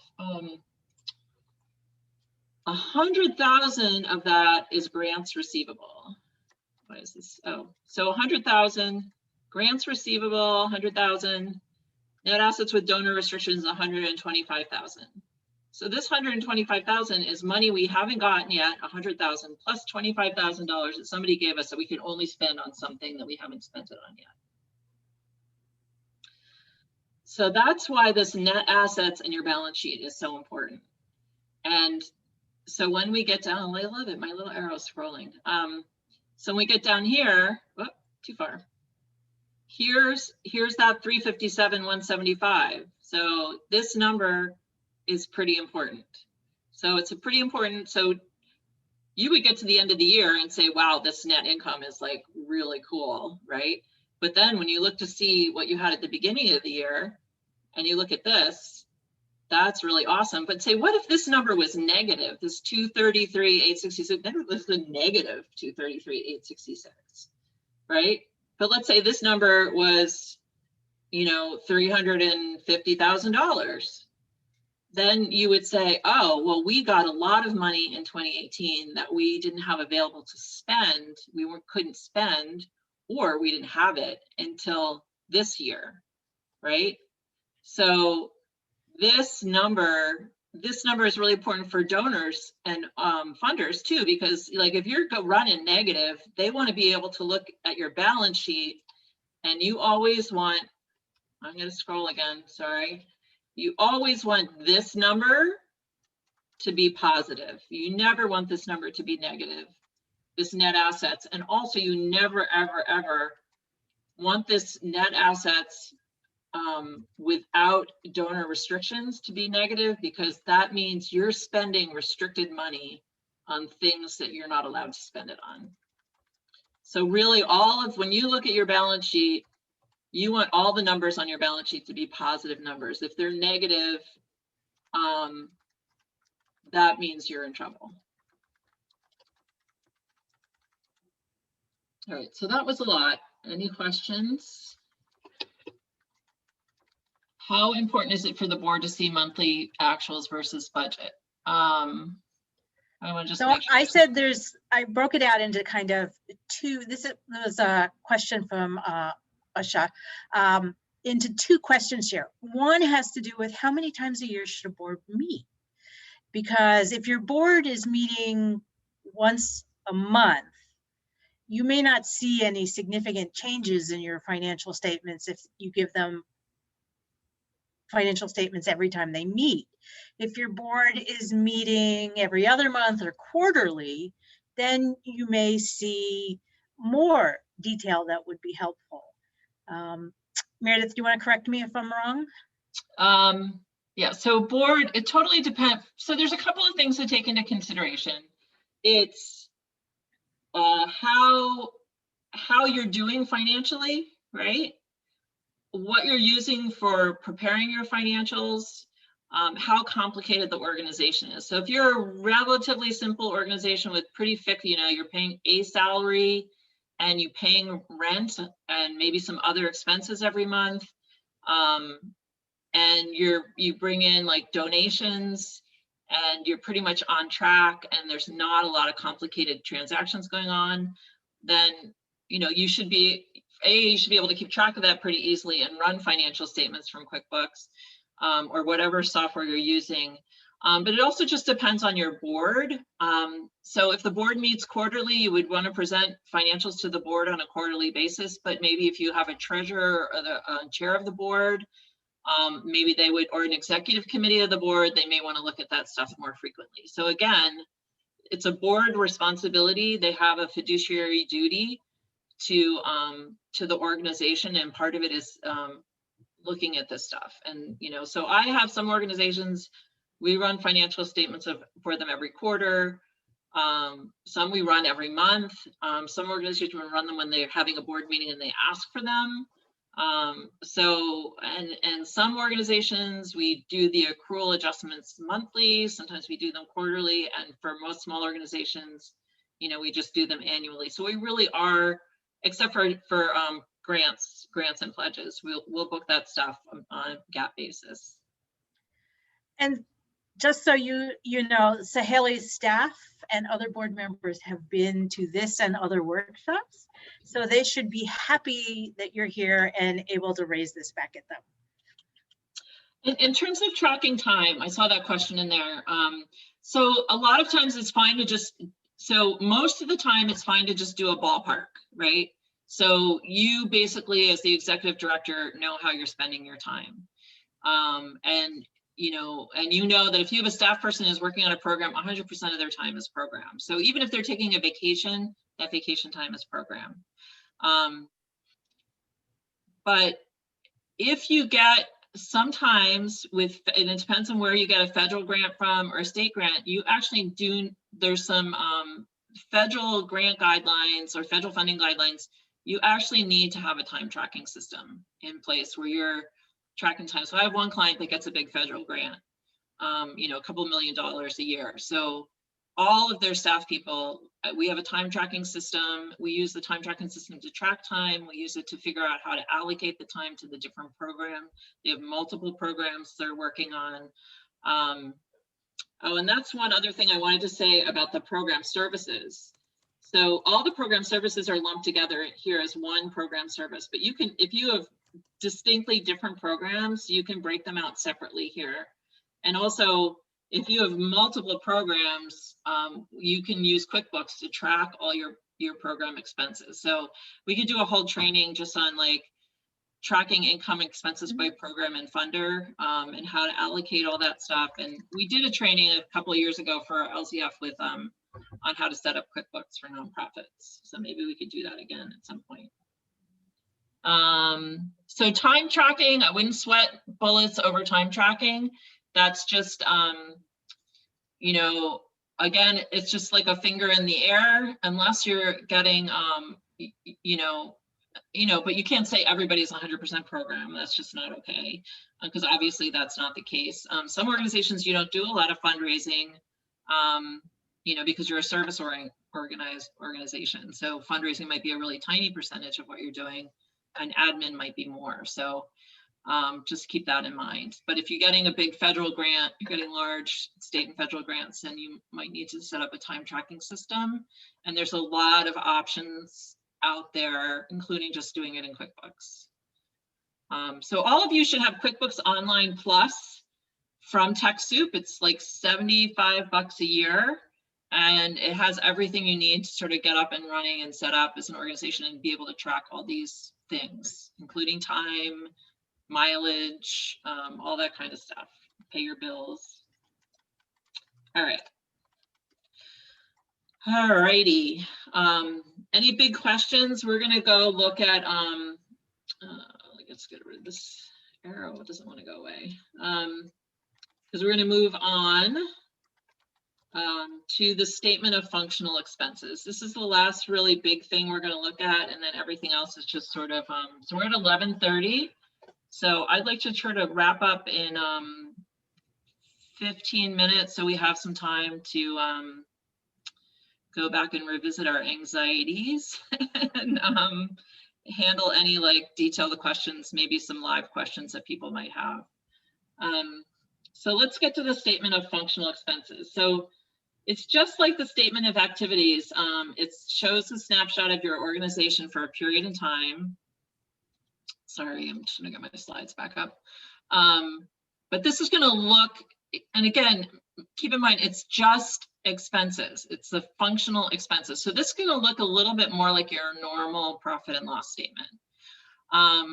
It shows the detailed spending for each function. So remember, we have program, activities, administration, and fundraising. So you can see, and also so you can see where your money went by natural classification. All right, so like what the heck is a natural classification? Well, natural classification is just how we normally think of our expenses. You know, we categorize them as rent, utilities, salaries, professional fees. So this is sort of the expense side of our normal P&L. So if you take the statement of activities revenue and the statement of functional activities, statement of functional expenses, that's sort of our normal profit and loss statement. So let's go look at that. So here is our beautiful statement of functional expenses. So again, let's look at this column right here. This is all your expenses in 2020. We have 295, 112 right here. And then up here, we also have 295, 112. So this number is the same as, and then this one, we have 231,038 of program expenses. And here we have 231,038 in program expenses. So it's just taking how we normally look at our P&L and blowing it out between program services, administrative, and fundraising. Sorry. So normal, so we have our, and usually it's in order, in descending order by amount. You also have to report this stuff on your 990. On your 990, if you have full 990, so if you do the big 990, you report your functional expenses this way. If you do the 990 EZ, you report your functional expenses this way. So it's kind of, I don't know where that thing came from. So, and again, this is, some of this is mandated by GAAP, some of these categories, some of them are required for the 990, but you know, you can work out with your auditors what you want to show here. And the important thing is to be consistent from year to year. So like what you called professional fees this year should be the same as what you called, you know, professional fees last year. You know, traveling, lodging, meals and conferences, rent and utilities. So they've broken out most of their rent went under program services because this organization has a big space that they use mostly for community meetings and organizing events, and very little tiny office for administrative stuff, like a little tiny office for administrative stuff. You know, supplies, program supplies and materials, office supplies and expenses, postage and printing. Usually I would lump these two together, anything that supplies, postage and printing, insurance, dues, fees, and other business expenses, and miscellaneous expenses. So, Hey, Meredith, yep. there's a question as to whether or not you have to show the previous year. Is it something that's mandated by GAAP? Nope. You can do a single year presentation. So like, let's say you have your first financial statement review in 2020. You're not going to have a prior year comparison, because if you wanted a prior year comparison, that year would have to be reviewed. A financial statement review would have to be done on that year too. So the reason why we have a 2-year comparison here, and it's a little confusing because this year was a financial statement review, and because let's go up and look at our revenue. Total support. This year was a financial statement review because it was under 500,000. It was just a little over 200,000. And then 2019, they bumped way up. So we had to have an audit. So if we go up here, I took some of that. So if you, I think I took the language out. There was actually language in here that 1 year was audited and 1 year was a review, but I took that out for the purposes of these. So if you're just having your first year financial statement review, you would just have a single year presentation. But then let's say in 2020, 21, you have a financial statement review then, and you're using the same, you know, recommend use the same firm because now it's going to cost them more to do your first time engagement. Then then you'll have a 2-year presentation.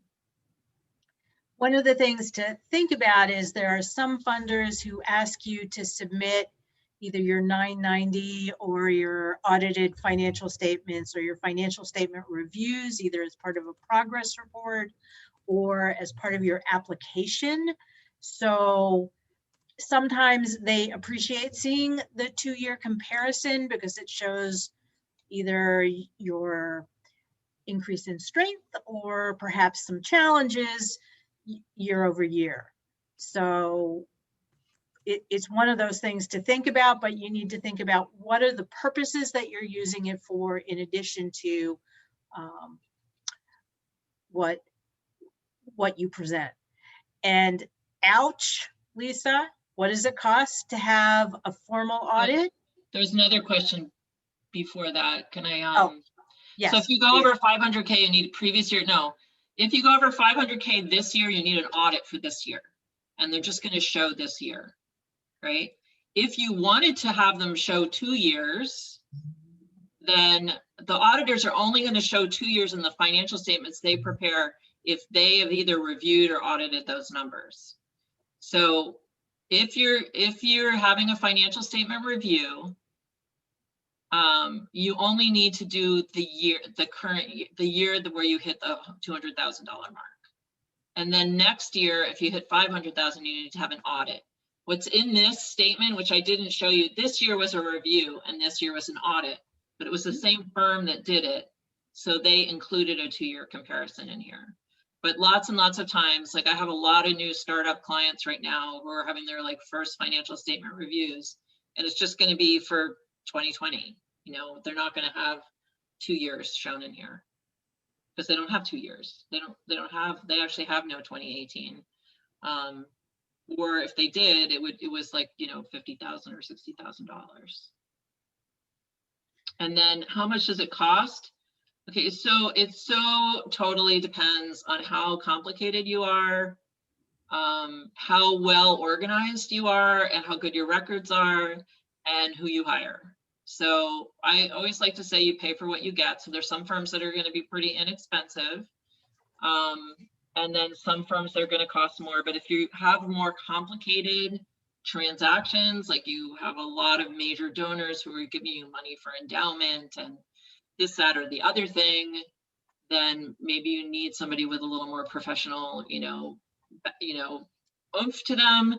And if you are, you just hit $200,000 and you're overwhelmed, and usually the firm is going to do your 990, can do your financial statement review as well. So if you're already working with somebody, find out if they're, if it's a CPA firm, if they do audits and financial statement reviews for nonprofits, and they can do it for you.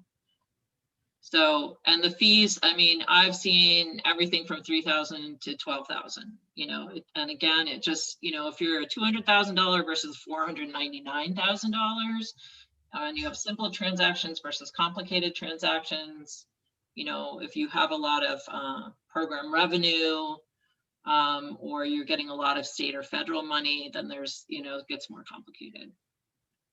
I think one of the things I generally like to talk to people about is the due diligence aspect when you're picking a firm. You don't want to jump at the lowest bid, because as Meredith said, sometimes you get what you pay for. The lowest bid may be fine, but your due diligence requires that you take a look then at what the skill and ability is of the firm you hire, whether they are in good standing, are there any complaints, do you know anybody else who uses them, because this is part of your lifeblood that you're using. So make good choices. So just to Meredith, review, you have 5 more minutes. Just yeah, I'm good. Yep. Okay. So the statement of functional expenses, again, this is just sort of to spell out, what program services administration, versus fundraising are. So, programs are everything that you spent during the reporting period on program. So what did you do to directly fulfill your mission? Administration, how much you spend to run your organization. So everything that cannot be directly charged or allocated to other functions. So like board expenses are administrative expenses, 100%. If you have directors and officers liability insurance, that's 100% administrative expense. If you have an office administrator who just like pays the bills and opens the mail and answers the phone, that's 100% administrative. Fundraising, what did it cost for you to bring all that money in the door? Like how much did your executive director spend meeting with donors? How much time did you spend writing grant proposals? How much did you pay people? What fees did you pay for processing your Stripe or PayPal, or all those donations you get online, all of those fees related to that? What your bank charged you to process your credit card, your credit card donation transactions, like the money that you get in through if you have a merchant account. All of that can go in fundraising. Everything that you spent to get money, to raise money, to bring in money, all those costs.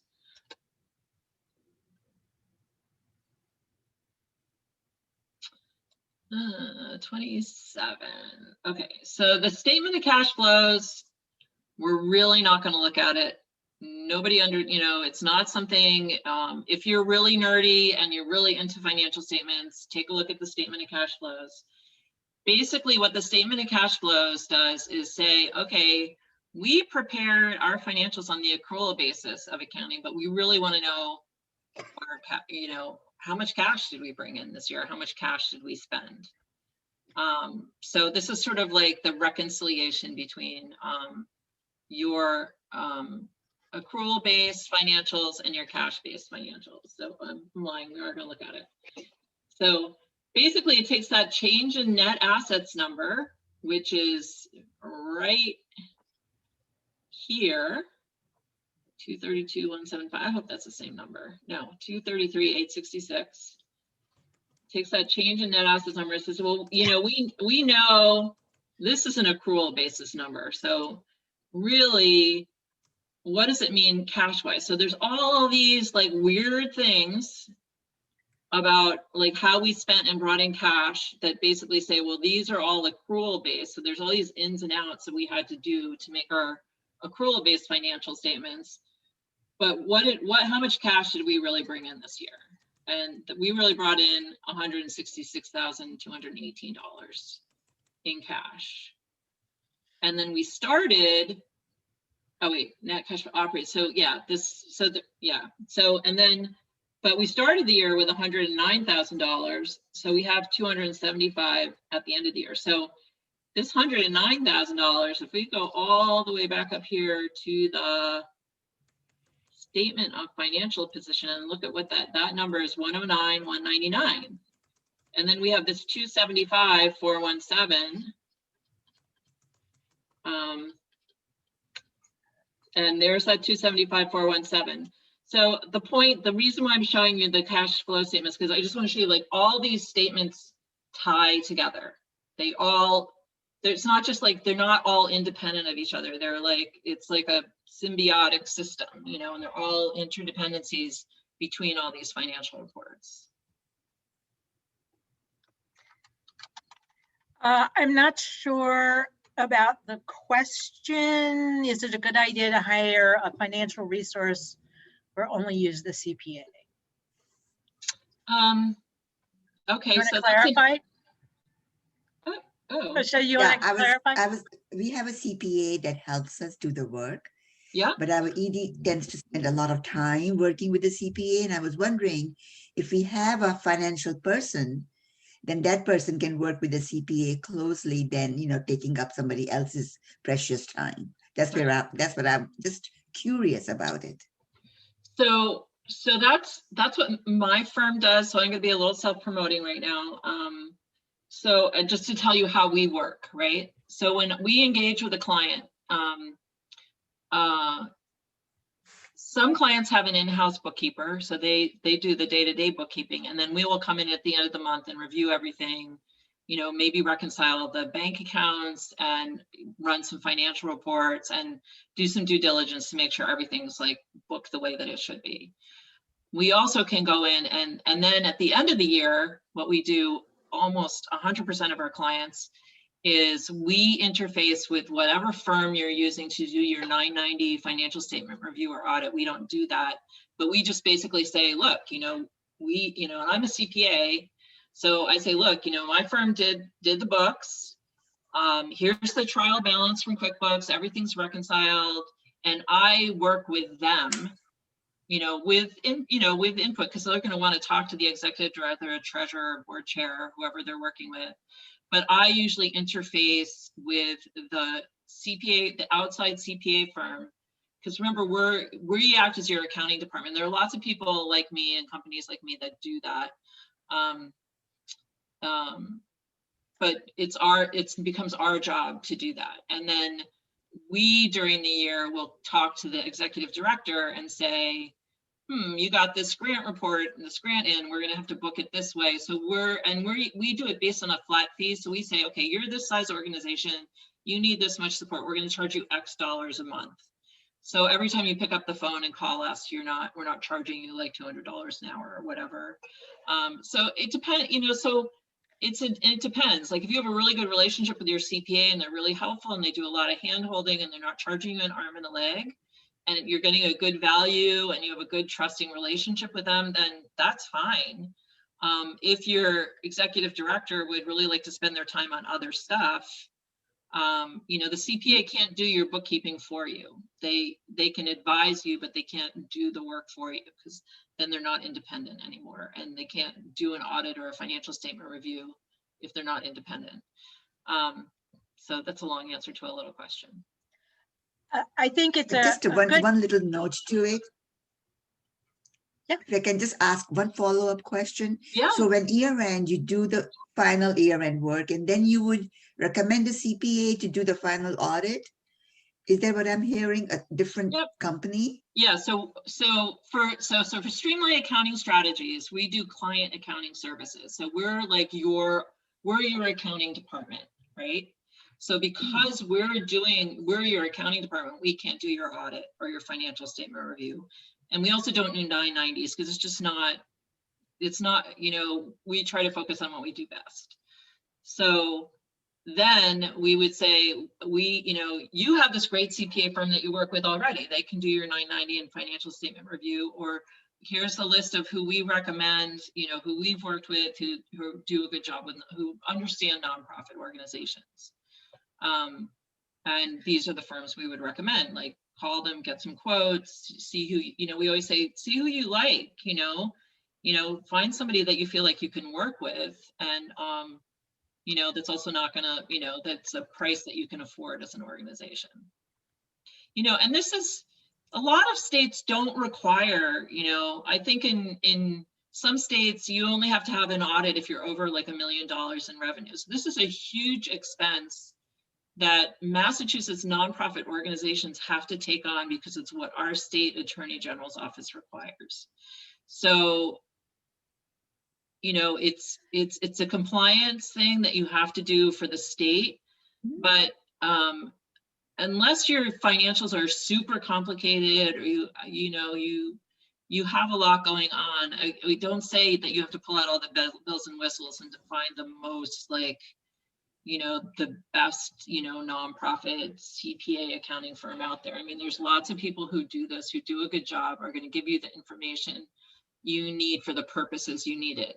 To file it with the Attorney General's office, and to share it with maybe your funders, there's only so many places. And, once you get audited financials, I mean, you're already in your new year, you're already you're busy trying to figure out what you're doing this year. Last year's over. So it's all historical stuff too. So you have to think about, that's why I really recommend stay on top of it during the year. So when you're into your new year, you're not spending all your time fixated on what happened last year. So I want to Mark's. Robin, I have one more minute. I just want to go through footnotes really quick, and then I'm done. Okay. Okay. So the footnotes to the financial statements. There are some required footnotes to the financial. Most of the footnotes of financial statement are required. They're canned. They're only plugged in with the information specific to your organization based on what you're required to disclose. This first one is the organization footnote, and it just says who you are, where you were organized, what state you're incorporated in. This is all pro forma, basically canned information. The one thing I wanted to point out is in your financial statements, you have a program services footnote. I have a client that this is 3 pages long in their financial statements because they want to really talk about the organization, because they really want to use their financial statements. I think 3 pages is too long, to be honest with you, but really want to promote what they do and who they are, what their mission is. So this program service notes, I took it out from this one because it was all about the organization who I'm trying to keep keep their name private. But these program service notes, this could go, as you can see, I took out this whole footnote. It was this whole page right here. It filled this whole page. Then summary of significant accounting policies. This should be the same for almost every set of financial statements you look at. Some account auditors will put in slightly different language or format it differently, but it's pretty much going to be the same.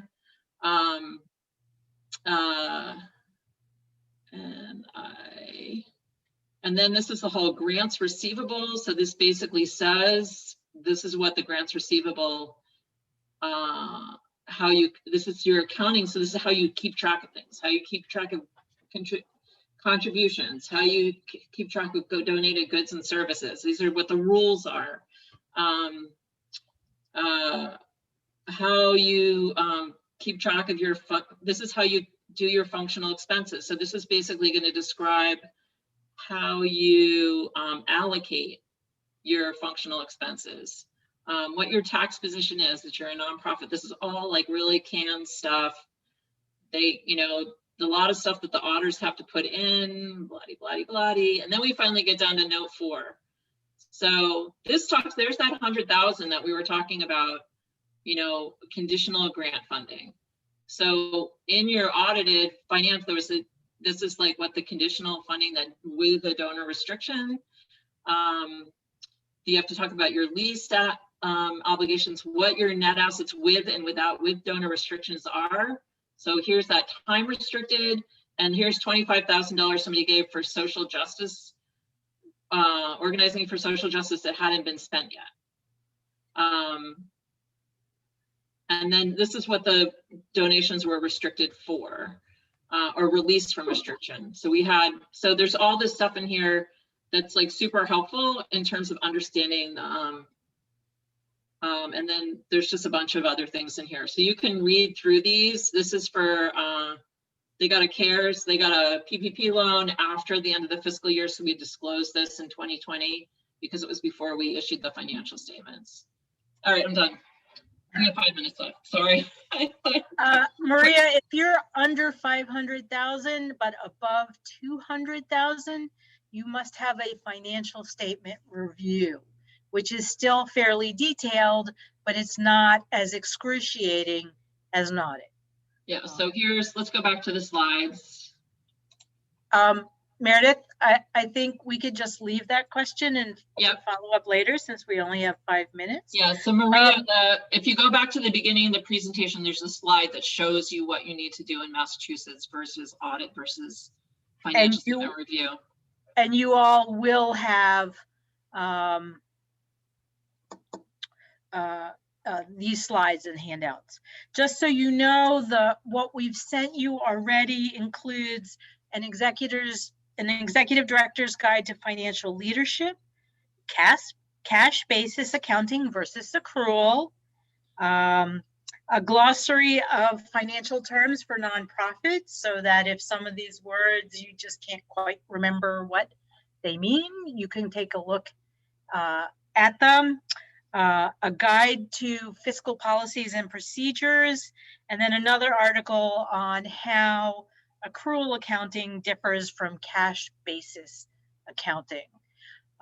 So those are some of your backups. I know we didn't get to have as full of a question and answer time as we had hoped that we would have, but I want to encourage you all 2 things.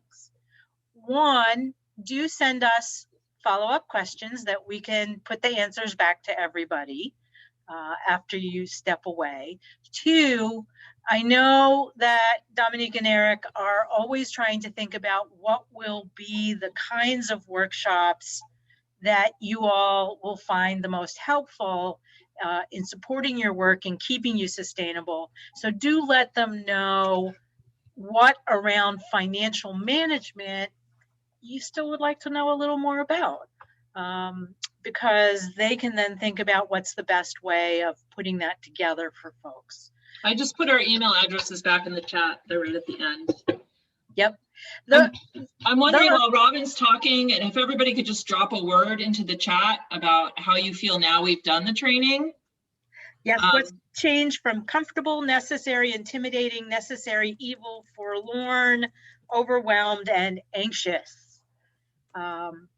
But other things to think about are your financial policies are part of a larger way in which you are governing your organization.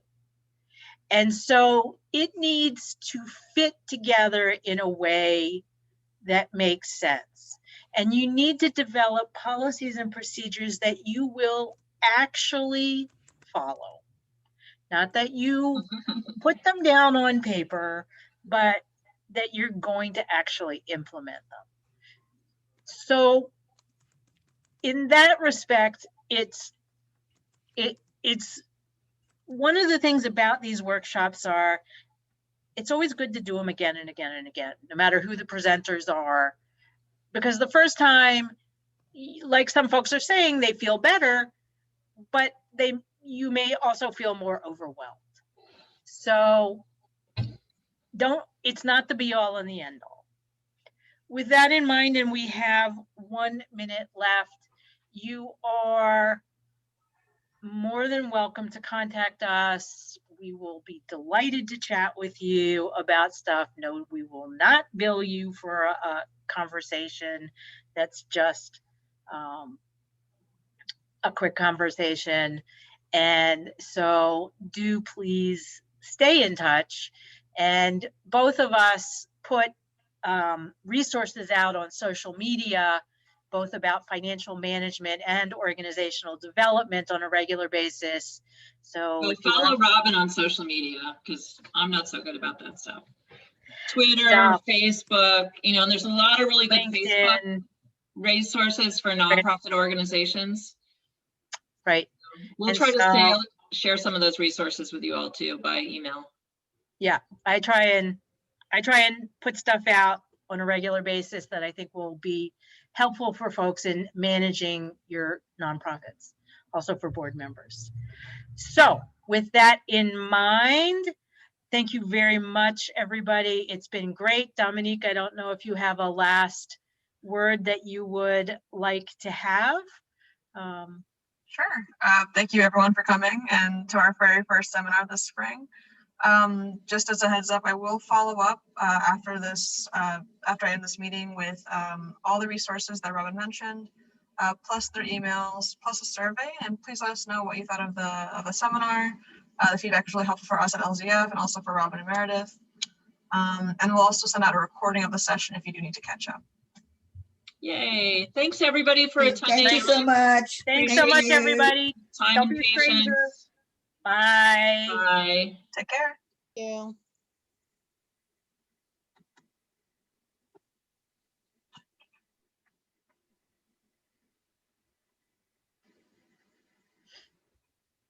Well, thank you so much, ladies.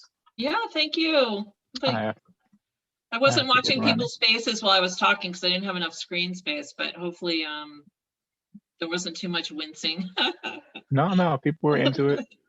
Very Good. active in the chat. So thank you Yeah. again. And yeah, we'll let you know. We'll try to trim the video, but also get an Fabulous. email out when that's ready, probably by Friday. That Awesome. sounds great. Well, Thanks thank so you much, again. you guys. Thanks for letting us participate. It was awesome. Yeah, All right. All yeah, right. Take it's care. always been great. Thanks. Bye. Bye, y'all. Have a good day.